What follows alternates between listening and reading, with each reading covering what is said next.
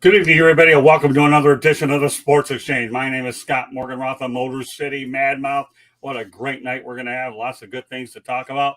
But before I go any deeper than that, I want to let everybody know that the Sports Exchange is being broadcast around the world. The audio version of the Sports Exchange can be heard on iHeartRadio, Apple, Spotify, Google, wherever you get your podcast. Please hit the red subscribe button on YouTube, South Florida Tribune. We're striving for more subscribers. Please also comment, like, and share the broadcast. Want to be a guest? No problem. Participate in the chat room. One guy I'm waiting to get on here is James Burgess. There'll be more like him. I'm looking forward to you getting on here, James. Good listening. Also, send your topic ideas, South Florida Tribune at gmail.com. If you want to advertise costs efficiently, give me a call at 954-304-4941. We broadcast live on Facebook, LinkedIn, Twitter, and YouTube, and eventually Instagram. Our website's www.southfloridatribune.com, Twitter/X at Tribune South. Candy Ebling is behind the scenes and is our producer. I have a book out there called Lessons from the Microphone, Tuning into the Enduring Wisdom of Visionary Leaders, available on Kindle and Amazon, mainly old school media versus new school media. Another partner we have is called NGBN TV. Will launch on Roku, Apple TV, Amazon Fire, and mobile devices. It will be on 85% of the homes in the United States and Canada and 4.1 billion mobile devices. The Sports Exchange and Pundits Fund will be on NGBN TV. If other shows eventually get on there, we will give you that notice. All right, let's go ahead and talk about the crew. Then I want to get into some sports updates, and then we'll get to the topics. All right, making a appearance, we like to have him on from time to time, is Denzel Snipes. There's Denzel. Hey, what's going on? Glad to be back on the Sports Exchange. And also, just earlier tonight, we had a great NFL divisional round episode of The Gauntlet Presents Picked Off. So follow James Tatum 12 on YouTube, as well as myself on YouTube at Denzel Snipes 13. Also follow me on Twitch at, it's right there, Denzel Sniper 13. All right. And we have Jacob Christner, everybody's favorite pundit, but tonight he has to pretend that he knows a little bit more about sports than just arguing with everybody and ranting. Yeah, well, I do, but oh well. No, no show tonight other than this one. Tomorrow on Pundits Pundit, got 3 great topics going on for that thing. I'm also starting to get a lot more people on TikTok. I'm getting some people, I'm getting the likes, and I've got a TikTok live now, so feel free to go watch as things are going well. And JB Ellis, my partner in crime. We're trying to do a lot of good things together. Glad to have you back, Mr. Ellis. How's it going? Exciting times. NGBN's like less than 2 weeks away from launching.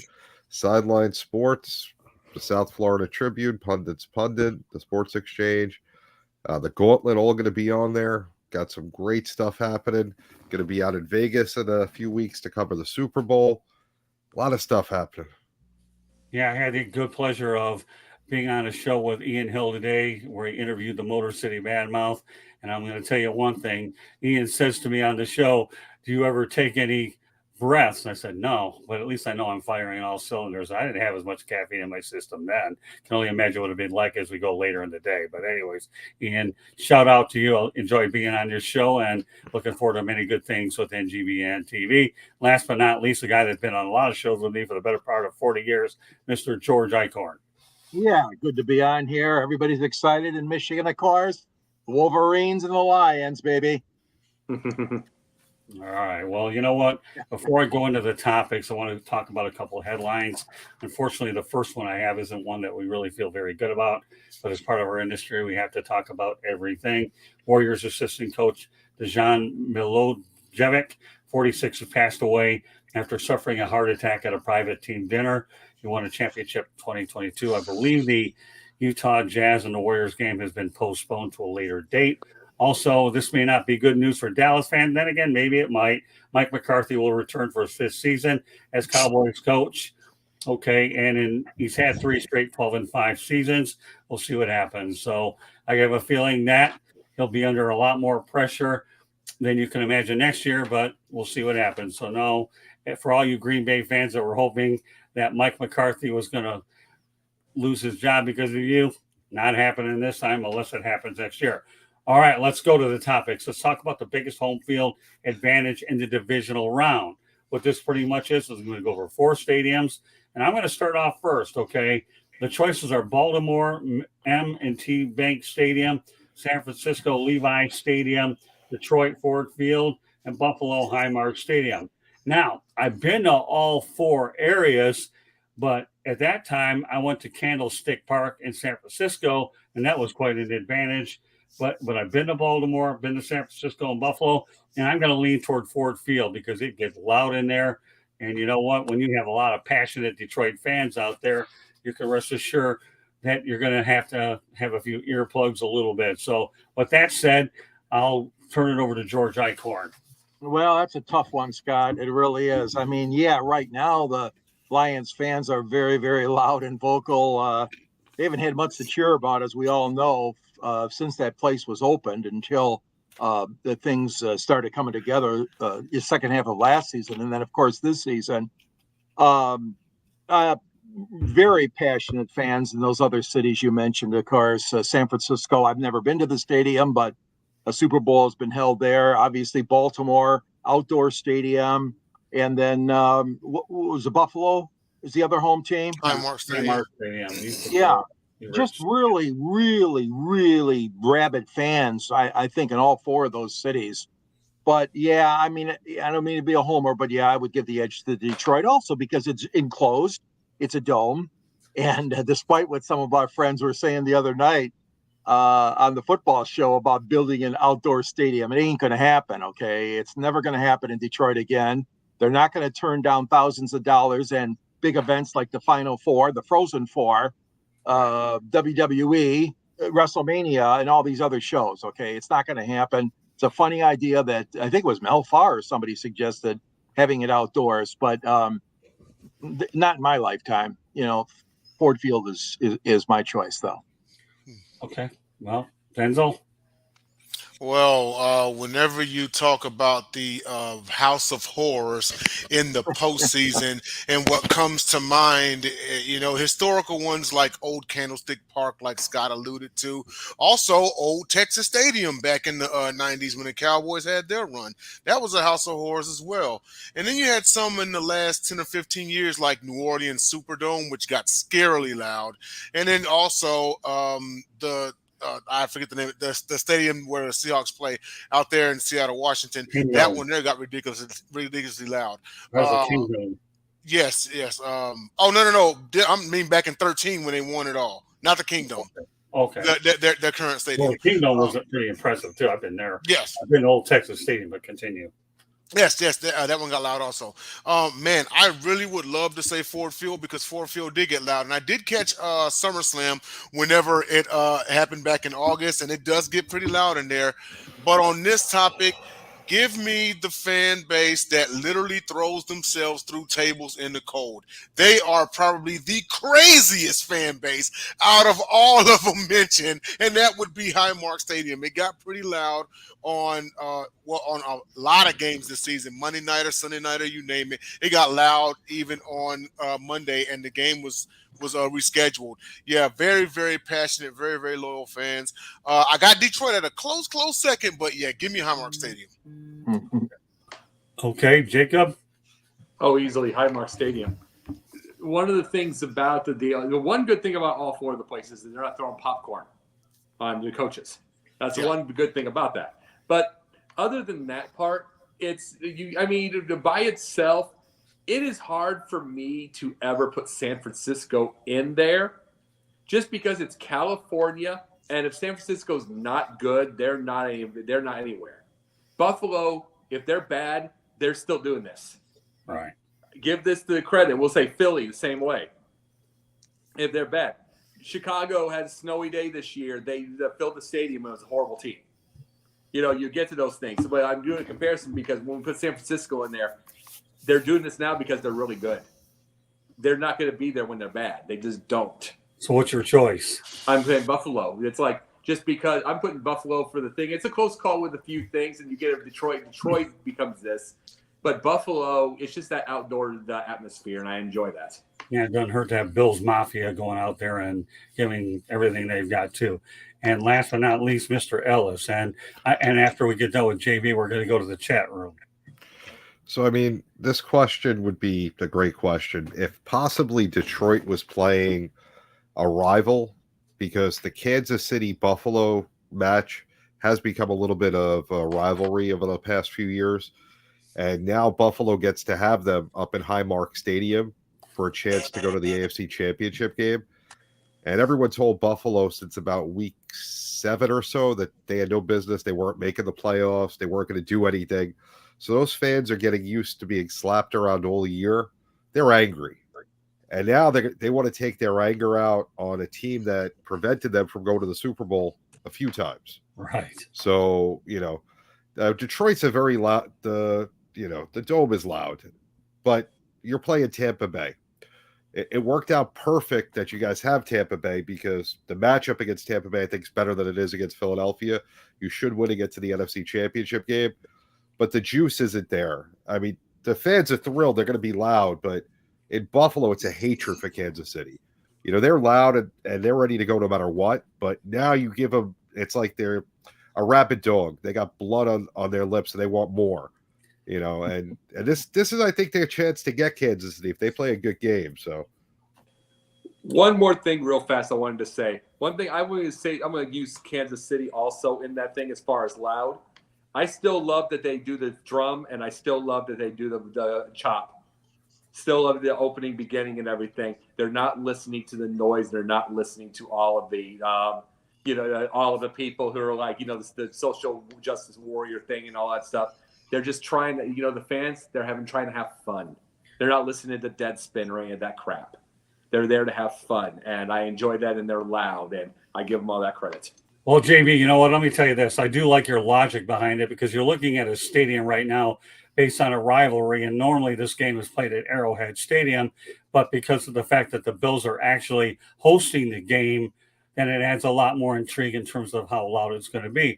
And bear in mind, the Bills are going to have a 65,000-seat new stadium is what they're going to have in a couple of years. And if you think Highmark Stadium is rough, wait till they bring on a new stadium. Let's go to the chat room real quick, and we'll comment on everything. First of all, James Burgess, I know one place that's happy about the numbers, Vegas. Yeah, they got every single number on the planet. And then we also had, I thought Jerry would make the jump, but in all truth, he doesn't have an itchy trigger finger. That's true, James. He really doesn't. Buffalo's crazy anyway, but Mahomes finally in the Buffalo equivalent of daily pizza. All right, I'll take your word. I've never heard of it, but all right, I'll take that. That actually was my point I wanted to add is keep in mind that this weekend is Mahomes' first career road playoff game, and it's in Buffalo. Those fans are going to let him have it. It is going to be bananas. And I want to also add, too, Scott, that I have the utmost respect for those Buffalo fans. I know I sided with Detroit, but my God, coming in there with shovels and shoveling out that stadium and getting their seats ready and snow going up in the air after the touchdowns last weekend. I mean, they are crazy. They are crazy, and they are the mafia. But boy, oh boy, I mean, they're so rabid, like you guys said. And the weather conditions did not stop them one bit from enjoying that big win. Yeah. George, I got a bucket list thing for you. Go shirtless in the snow, just take it in and go down the little slide like they did that. Yeah, I saw that guy. That's your bucket list thing now. Yeah, that would be good for a 67-year-old man like me. Make it happen, George. Make it happen. There you go, George. That's your homework assignment until we put you on pundits for tomorrow. All right. With that said, according to a report from Fox 4 in Kansas City, the KC Fire Department said emergency responders received dozens of calls relating to hypothermia and frostbite. 15 fans were hospitalized after the Dolphins and the Chiefs game. Well, we knew it was going to get cold. I was waiting for these numbers to come up to see how many were going to get hospitalized. So, George, do you think this number is high or low? I think it's rather low, Scott. I think it's probably more than that. But don't forget, a lot of people don't report. They don't check in, or they man up and say, "Hey, I'm not worried about it." So I mean, you're always going to have numbers that aren't accurate in a sense like that, because some fans just, were man about it, as they say, and went on to enjoy the brewskis and the burgers and whatever else they enjoyed after that game. But oh yeah, I mean, it's incredible. I mean, George Carlin had a great shtick many, many years ago, And if you haven't seen it in a while, you have to. He compared baseball fans to football fans. And I won't give it away, but you guys got to look that up on YouTube. It is so funny. And one of the things you just said, Scott, about being outdoors and being in the weather conditions, and if you're at a baseball game, they stop and they put a tarp on the field. Just George Carlin had a great way about him. And anyways, that reminded me of that little bit that he did. But yeah, I mean, you and I, Scott, we saw it at Tiger Stadium when we had crappy weather. We went to so many games there with our friends or our family. So yeah, it's frostbite. That's a dangerous thing though. But yeah, George Carlin, I'll tell you what, if you think frostbite's a dangerous thing, I had to deal with a heat issue over at the Phoenix Raceway out there, and I had to deal with almost heat problems.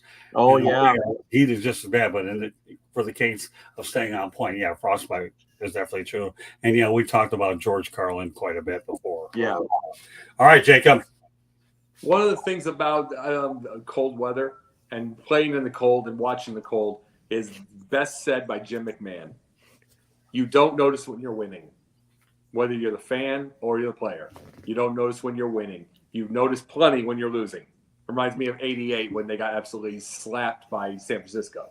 It's like everybody was so pop. Everything I said so boom, and by like the third quarter, everybody looks like they're in their coats and shivering like crazy. And it's all that kind of stuff. The thing about this frostbite is how many. I mean, do you know the numbers of how many Miami fans were and how many Kansas City fans got the frostbite? No, those are the numbers. I think that those numbers came out. They just said I saw 15 fans. Oh, okay. But here's the thing. Let's just say they were all 15 Kansas City fans. When you're excited like that and you're playing a game like that, they probably didn't even notice. They probably would have left if they were losing, just because of how bitter that cold was. Jim McMahon said it himself. We don't notice when you're winning and when the excitement, and it's adrenaline. You probably wake up and your face is burned to crisp because of the cold.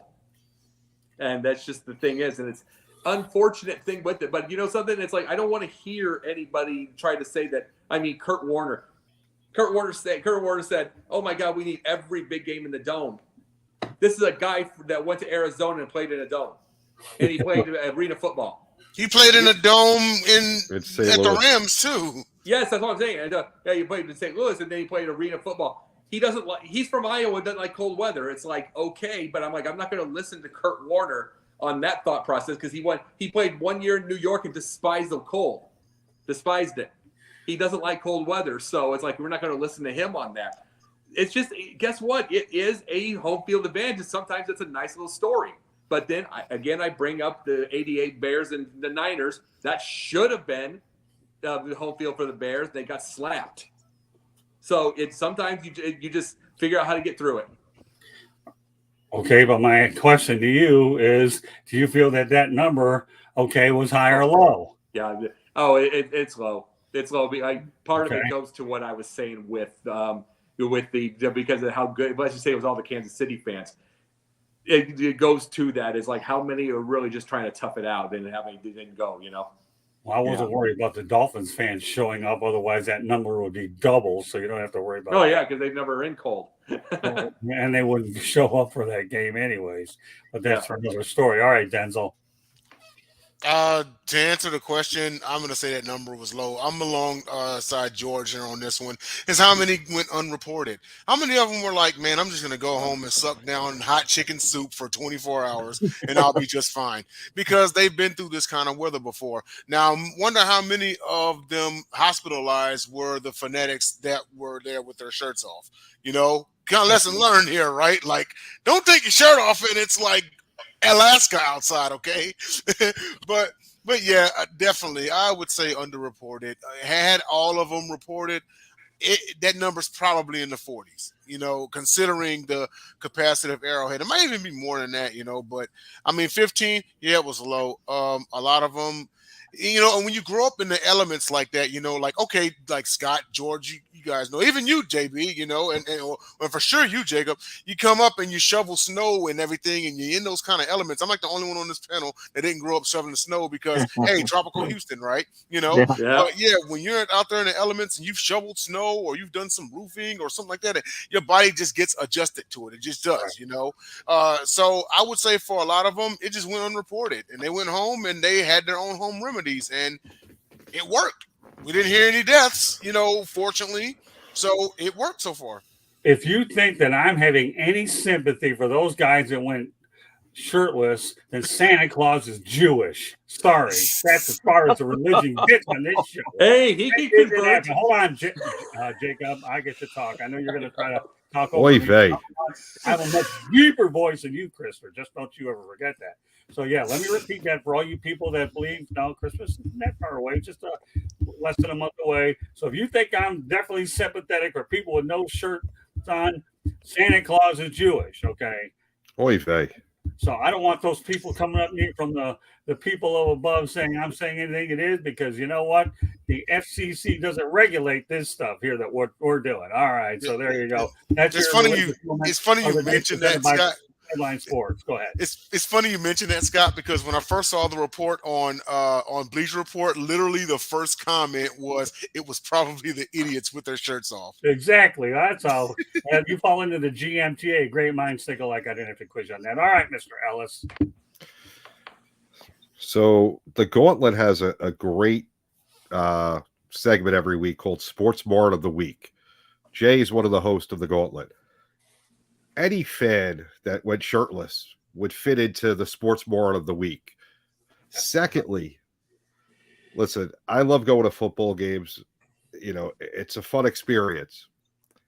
When the wind chill is minus 20, as it's been where I live in the Midwest for the last week, and you go out and you clean your car, and after about 5 minutes you can't feel your hands, I'm not sitting out to watch a whole football game.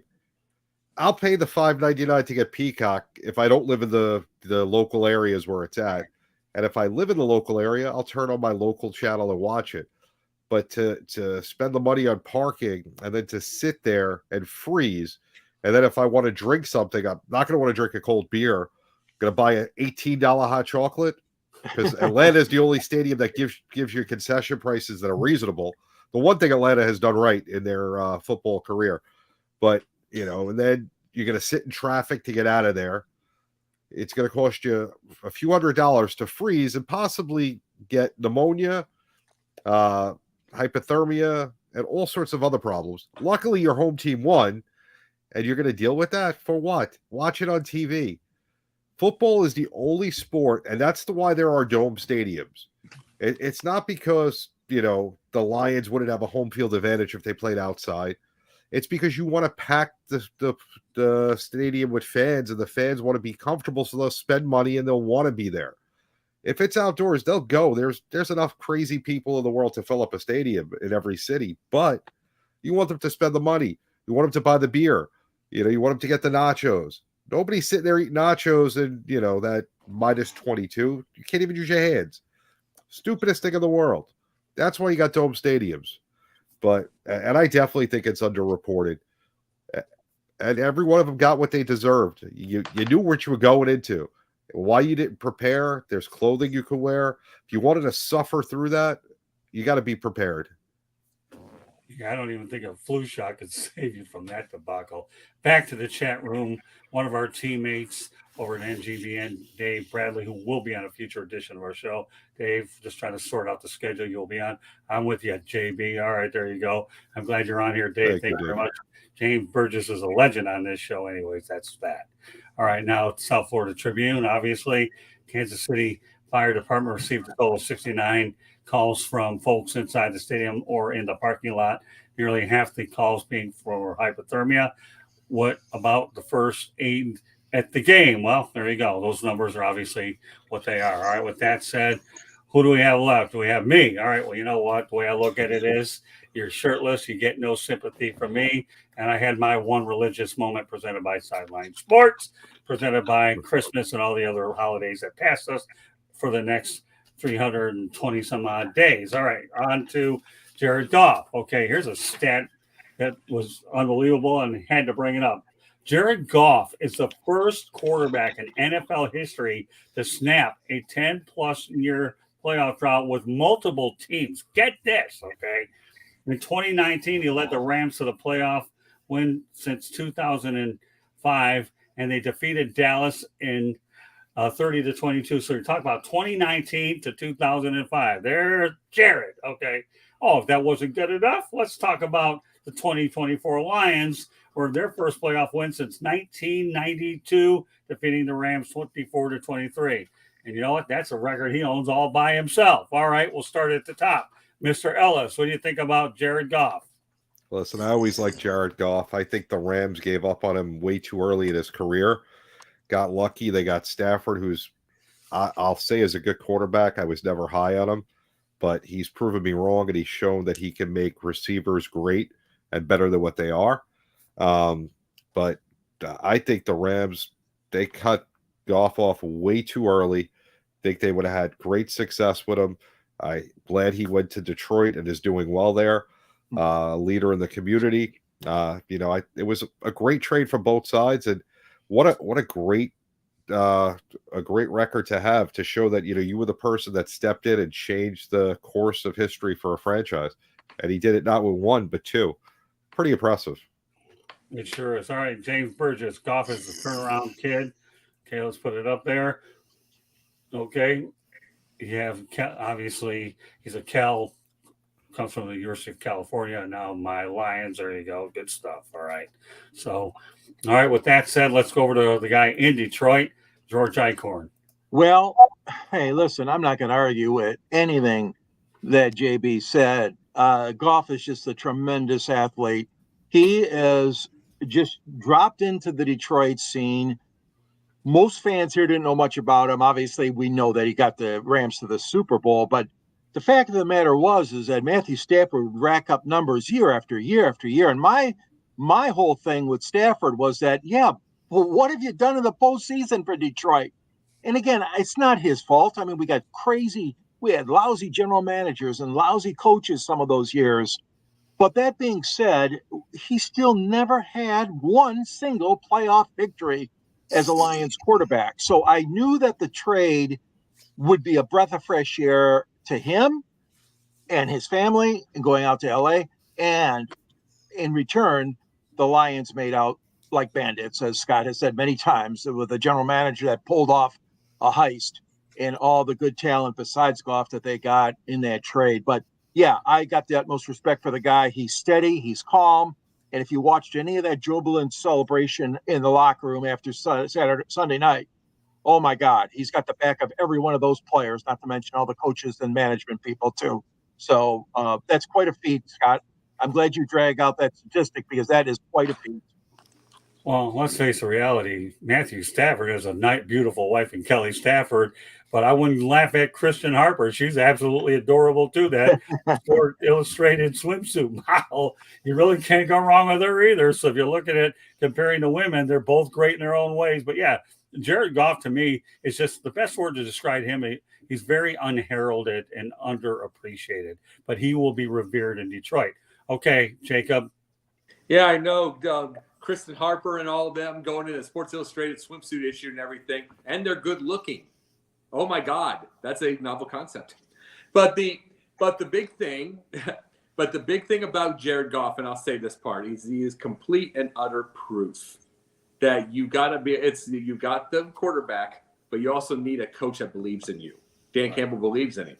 Sean McVay quit on him. He just did, and it's like, that is the difference really between success in the NFL and not for a quarterback in a lot of ways. Yeah, there are quarterbacks that may not have they may not, but we'll use Pittsburgh for instance. They didn't quit on Mason Rudolph, and he got him to a playoff. They didn't quit on him. He went 3-0 and got him to a playoff. You know what I'm saying?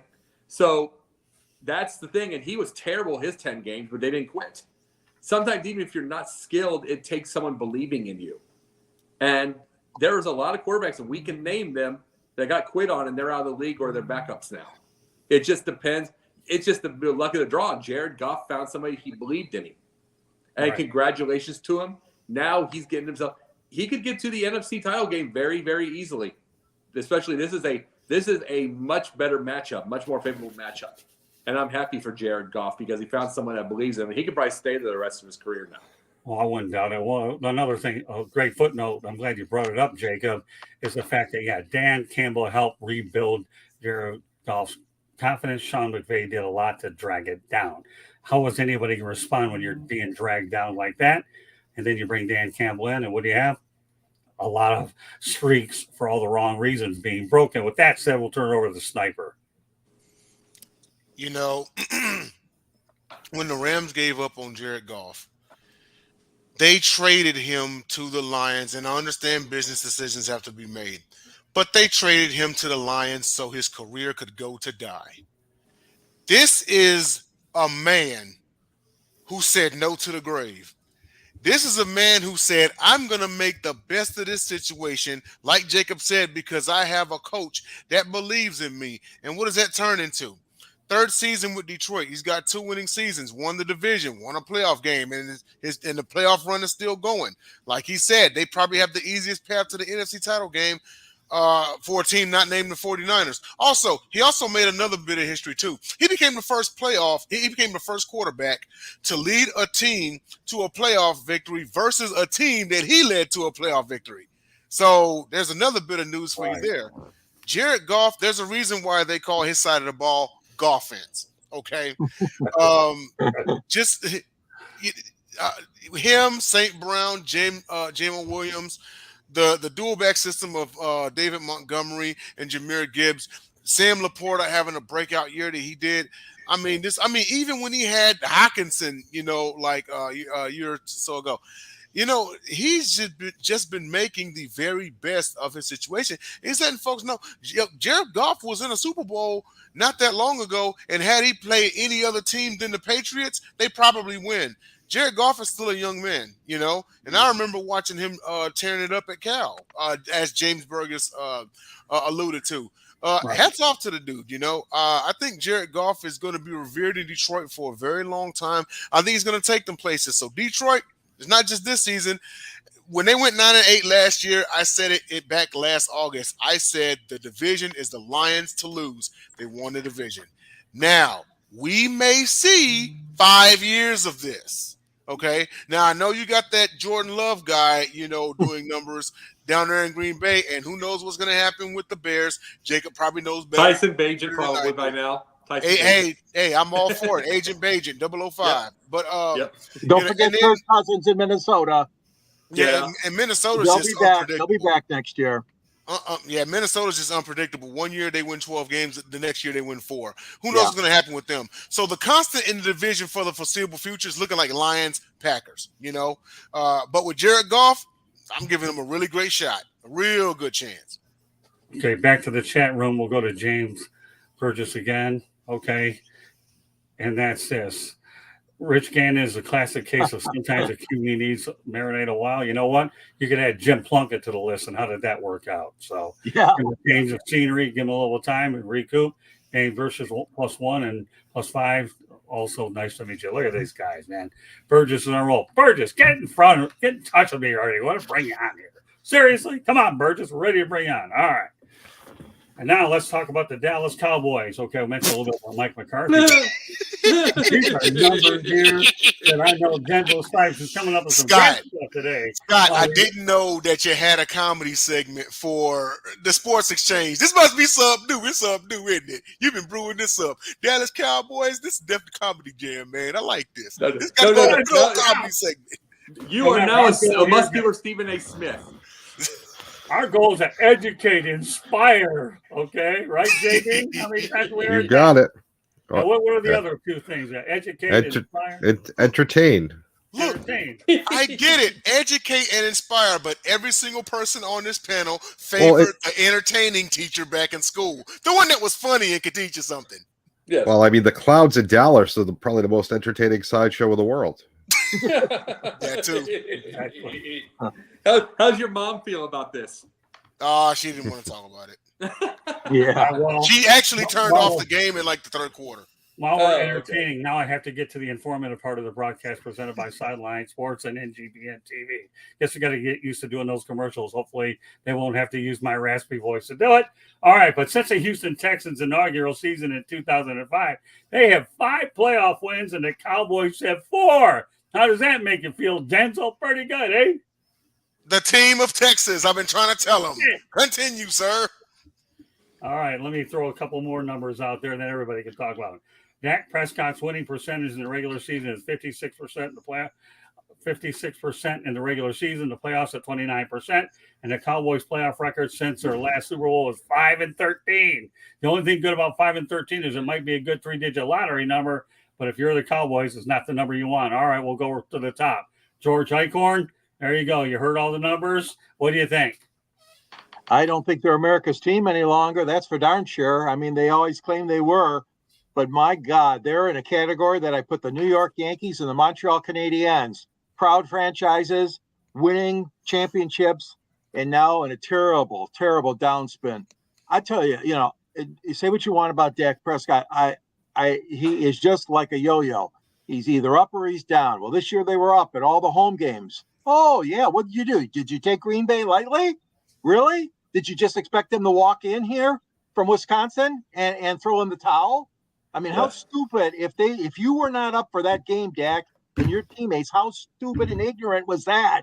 I mean, not to say it could have been a different result, but it sure looked like it to me that they were just walking, like sleepwalking. The Cowboys, I tell you what, Scott, say what you want. Dak's a good quarterback, but boy, oh boy, the rest, it's a nightmare there. Jerry Jones created Jerry's world, didn't he? Sure did. So, all right, I'm going to ask everybody the same question. Of these 3 numbers, talking about the Texans 5-4 playoff wins, and you got Dak Prescott's percentage is futile when it comes to the regular season and the playoffs, and the Cowboys' playoff record since their last Super Bowl. All right, we're going to go do it this way. JB, which one of those stands out to you? Listen, Dak is brutal in the playoffs. That was already known. But you know what you're missing in this whole thing? What? The Texans learned from the Herschel Walker trade that the Cowboys made when they traded Deshaun Watson.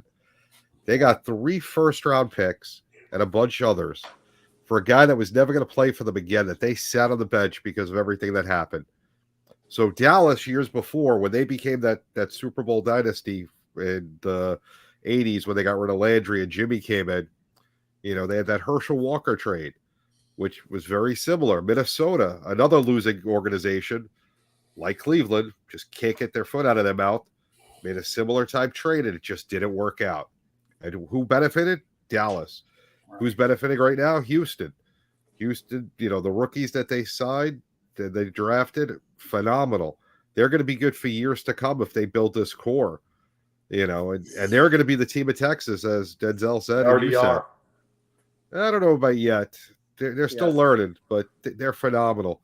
Oh, and no, Stroud definitely looks like the real deal. Okay, Jacob, now you can talk. Yeah. No, they are. They're the team of Texans. The reason I say this now is everything about Texans. I said, you've heard me, Denzel, say this. You've heard me say this. That Houston is just cool to watch. They're cool. And here's the funny thing. Dallas has literally turned – they turned less cool than even the Landry at the last year's level of really boring. They're less cool than that. It's like they are Grandpa's old team from the VHS. Houston is cool. They have sleek looking fit, sleek looking uniforms. They have sleek looking offenses, everything. Dallas is just old. The owner is old, act old. Oh, their owner is only young compared to Virginia McCaskey. So They just act old, period. And the thing is, and that, by the way, when you said 29% for Dak, I'm shocked it's that high as far as his playoff record. I am shocked it's that high because it's like, what does he have? 2 wins or 1? 2. But Jacob, you're looking at, the way you're saying Dallas is uncool, you're looking at it from an analyst perspective. Really, to be the team, unfortunately, Dallas is America's team. There are crazy people throughout the country that love the Dallas Cowboys for no rational reason other than they're the Dallas Cowboys. So yeah, that's true. There's the people that love the Houston Texans. I could probably count them on one finger outside of Houston. Are they a fun team to watch? By all means. If the Texans are on, I'll turn it on. I've seen a couple of games this year. But other than Jay, I don't know any other Texan fan. So they can't be the team of Texas if I don't know any of their fans. I could count probably about 100 Dallas fans that I know.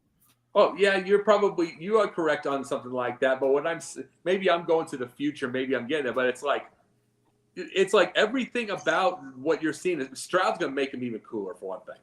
Okay, well, Jacob, let me give you some good advice. Okay, this is called Journalism 101. Let's focus on going to the present and answer the question the way that I presented it to you, okay? And that question that I'm going to ask you again is, of the 3 stats that I have. I said the 29%. Huh? I said the 29%. That's what I said. Okay, well, somehow, some way, that 29% got buried somewhere. Yeah. I don't know if it got buried in a sinkhole in Florida or whether it got buried in the Atlantic Ocean or the Pacific Ocean or at the south rim of the Grand Canyon. But thank you very much. Or in Texas Stadium. No, it got buried with. But 29%, and I'm shocked it's that high. It got buried with Jimmy Hoffa. No, it got buried with Skip Bayless's Dallas Cowboy jersey. That one alone. And shirts. Yeah. All right. Just want to make sure but I got to give Jacob Christer some credit, though. He is making the reporter come out of me, knowing that you can think you can dodge questions from a lot of people, but you're not dodging it with me, Christer. I know you dodge anything well. What's that? I wouldn't dodge anything. You know darn good well that. No, I know you wouldn't dodge it. It's just the fact that you can do your Texas 2-step all day long. We're trying to figure out where the 1-step part is. And we'll as long as the girl I'm doing it with is hot. You're right. Okay. All right. Well, let's go to the man who resides in Texas, and I'm glad that he talked about these other things. Sniper, you know the question, and I know that I'm glad that Jacob was able to filter his way through the question. It's not like he went over the hill and through the woods to grandmother's house. We go here. He was just doing a good dodgeball question, and the only one that does dodging better is Barry Sanders. Okay, anybody get that? I don't know. Burgess probably does. All right. Denzel, you know the question. Which of the 3 stands out? The 29%. Okay. Just like Jacob said, I mean, 2 playoff wins and Dak is going into year 8, I believe. Yeah, it's not going to get it done, especially not for no quarterback of the Cowboys. Not for a franchise that have had the likes of Staubach, Aikman, even Romo come through there. 2 playoff wins in that much of a span is not going to get it done, especially when the other quarterback just south of you in Houston just got half of your total, and his playoff run is still going. Right. And he's a rookie. So, yeah. You know what I mean? So yeah, that's the stat that stands out the most, and it honestly is a question that people need to start asking themselves, because I've said it for the last couple of years. I said they ain't going to sniff another Super Bowl as long as the old man is in charge. He likes yes men. He does the same thing over and over, expecting different results. That's the definition of insanity. Right. You have no idea the size of check that I'm going to write if it could mean the Super Bowl. Word. Because we seem to see like a repeat. Like Garrett was there for 8 or 9 years, and then you got McCarthy, and you know who he is. You know that this man wasn't nothing without Rodgers. That much is apparent now. He's not no quarterback whisperer like that guy in Kansas City, that coach in Kansas City with that number 15. Yeah, he's not no quarterback whisperer like him. There are just some people who are just defined by quarterbacks, and it is what it is. Sean Payton's another. He's nothing without Breeze. Everyone's going to see exactly what I mean next season. That's the criticism with Bill Belichick right now. He's nothing without Tom Brady. Just is what it is, But point is, that going back to Dak Prescott, and I don't know if he just needs to change the scenery or if that is just his ceiling. Some people's ceiling is the divisional round, like Tony Romo's was. I got one thing to say about the whole Belichick thing there, Denzel. I mean, I'm just going to say that you're partially right. One of the things is Tom Brady was the one that said it himself, though, that he was the one that had to develop him. Bill Belichick did. So at least they were basically with each other. They made each other. This isn't like I see Belichick had Cleveland, but he was mostly a defensive coordinator, this stuff. Then he gets coach of New England. At least if he would have been like 5 years without Brady, then that happened. That's understandable. But they basically were together. They were. Basically from the get-go. So they were. It is Vince McMahon and Hulk Hogan. Yeah. No, they basically were, but also keep in mind, he also had Charlie Weiss as a physical coordinator. And Belichick was a defensive guy by trade, Yeah. So he's the head coach, but we always call them Belichick's defenses, right? There are just some coaches that are going to lean a little heavier on, that side of the ball. So you also should give credit to Charlie Weiss as well. Oh, there's no question about it. And it's like, now you see Charlie Weiss Jr. on there somewhere, and I give no credit to him. Yeah. But that's the hi Pete, how you doing? Whoever that is that Pete Davidson? But no, the big thing I look at, and I'll tell you this, JB, this is a reminder, a teeny little history lesson. You got me from Pundit Points. Remember that on the thing when you saw it? One of them was Jerry Jones. I said he's not going to win a game or win a Super Bowl until he finds that dog in him that bought the team and fired Landry. Remember, I said that. I said that years ago. I took the guts to say that, and it's obviously showing. Well, the reality, no matter how we want to break this thing down, Jerry Jones is going to have to, at some point or another, decide how much more money he's going to want to pay Dak Prescott when this guy is so futile in the playoffs. And if Dak Prescott thinks he's worth a lot more money, at that point, I'd get rid of him. I don't know what you have in Trey Lance and what you have in Cooper Rush, but there's a fine line that you cannot have a quarterback who has been incompetent in the playoffs, eating up most of your thing I want to make very clear here. We can talk about all these numbers of Jones. The only way that they can ever win another Super Bowl is bring back Jimmy Johnson because he's the only one that figured it out, okay? Barry Switzer, well, you know what? To me, he got a gift from Jimmy Johnson. Who knows how many cards he's gotten with him. So it all comes down to this, okay? Dak Prescott does not deserve a raise because he can't get this team to the NFC championship game, a place they haven't been to, I believe, since, 1995 or 96. So it's been a while. Dak Prescott, if I were doing the books, you're not getting a raise, so just be thankful that you're collecting the dough that you are. All right, one last topic I want to get to first. Anybody else want to answer? Yeah. One quick thing, though. I mean, with Dallas, right, you're saying what are you supposed to do with Dak? The problem is the same thing that the Steelers have. When you fall into that, you're 9-7, 9-8, 10-7 with the 17-game schedule. You fall in a spot where you can't really draft that franchise quarterback unless the one you really like falls. So you're kind of stuck with what you have by being stuck in the middle or winning your division and being in that top, 8, 12 picks in the back end of it. So, same thing happened with the Steelers. That's why they're stuck with Mason Rudolph. I mean, they got Pickett, but I don't think any of us think Pickett's the answer either.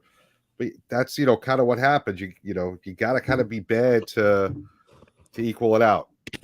Well, JB, here's the thing, though. It takes luck to get them even it out, to get it that bad, to get it back up quick.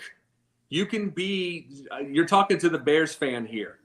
They took their chance letting go Lovey when he was 10-6. 1 10-win season in 11 years since. One. And it's like, you can make, that's the point I make to the Philly fans, and that's the point I make to every fan.